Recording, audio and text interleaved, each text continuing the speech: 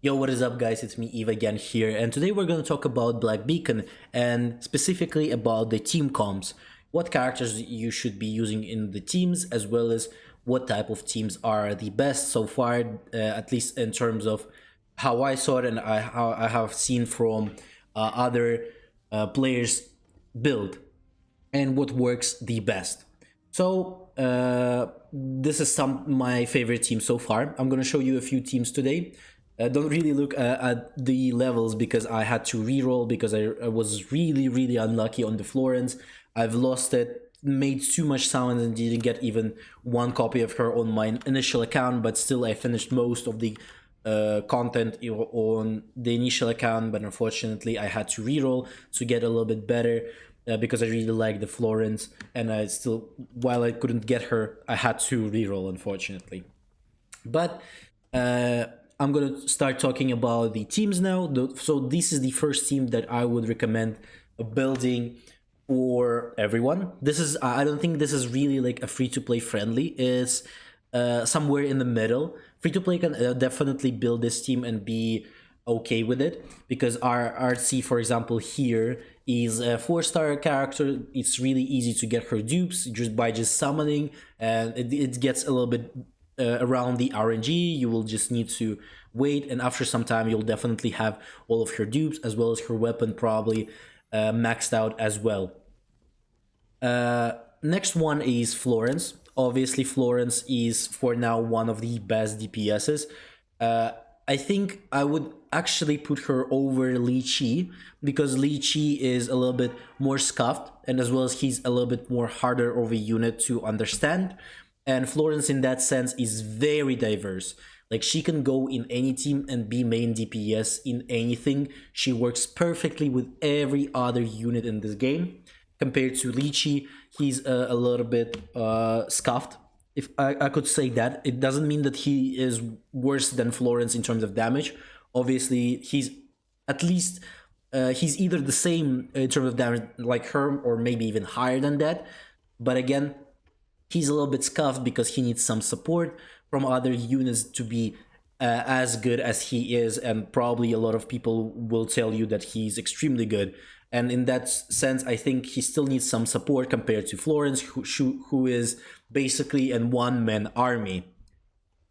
But again, you still can use someone like Atsi for help here, because she's a debuffer as well as kind of a buffer too. So she's like a sub DPS in this team, while the Florence is going to be your main one. Logus, again, best probably support in the game. There's also Asti, who is a full-on support, so she's only a healer. She doesn't do much damage at all, as well as her debuffs are not that great, compared to Logus, who is a very good healer. Maybe less, if you're gonna be thinking about the just purely best healer, then Asti's better. But Logus is also good not only in the heals, but also in buffing your units. So that's why I always love to use her in my team, as well as she can do some decent damage. Maybe not as big as, for example, Florence, obviously, but she can definitely output some good damage there as well, while you have maybe some cooldowns on your Florence. As well as her buffing is pretty interesting. So why would you use Logus? Again, she's a little bit of a pay-to-win character, because you need a lot of her potentials to actually make her work really well. For now, I think it's not really must-have, because there's like a really OP ones that she's got.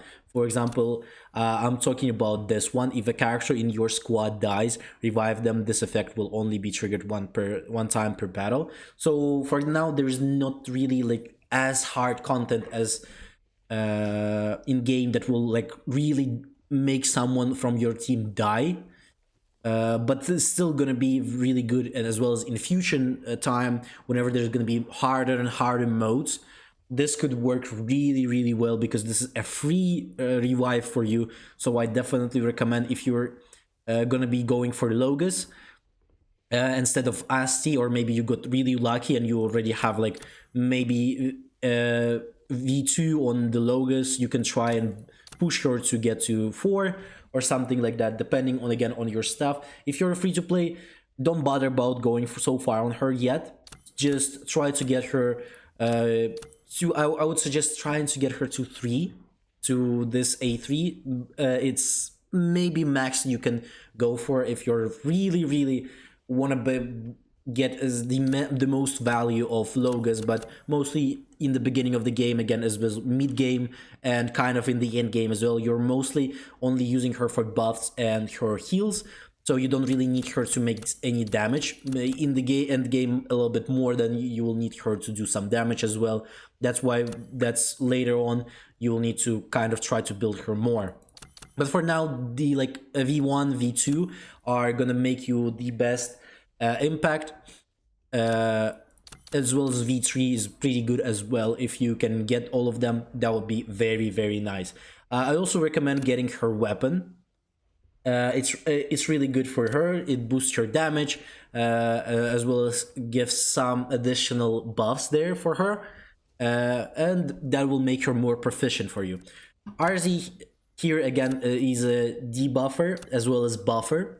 Mostly I would recommend trying to get as far as you can on her, because again, she's a 4-star character. She's a free-to-play friendly, so you can get a very good potential on her and try to get her to like V6. That would be very easy for you probably, but it will take some time, right? Because you'll be just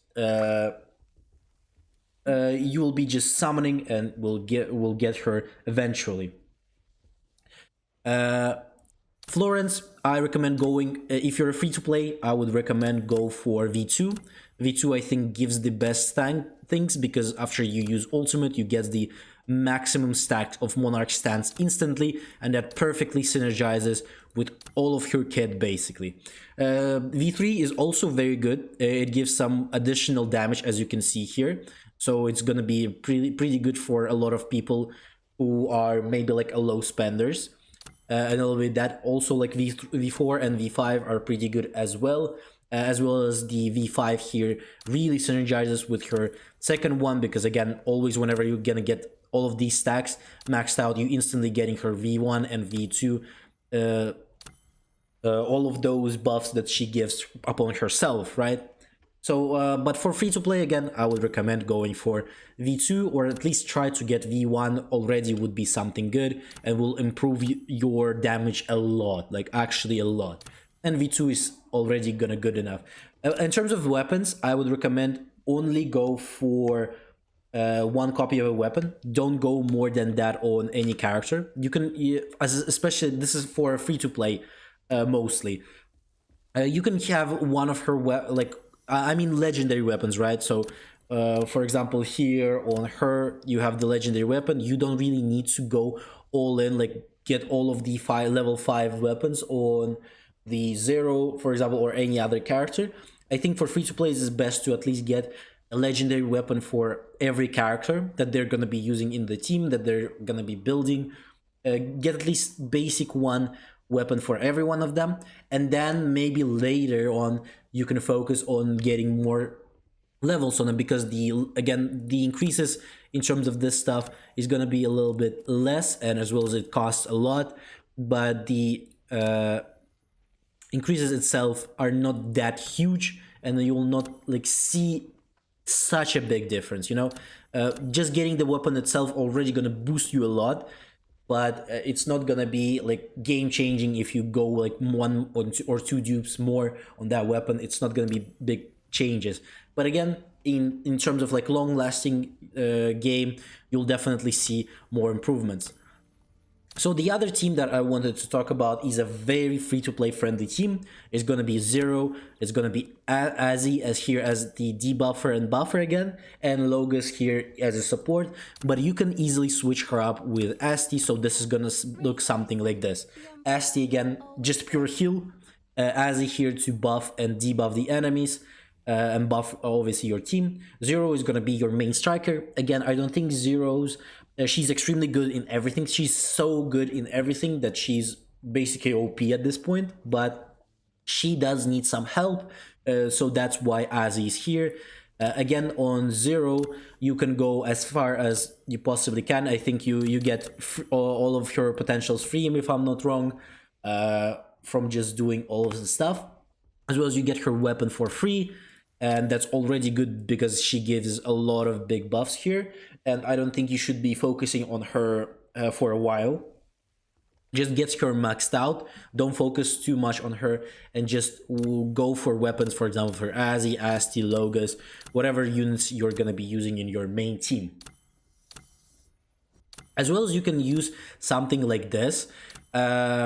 This is more of like a CP type team because you will have two, basically one main DPS, zero is here for a sub DPS, so you can use the combos that you have and go really strong on the switching between Florence and Zero and Logus again for the supports.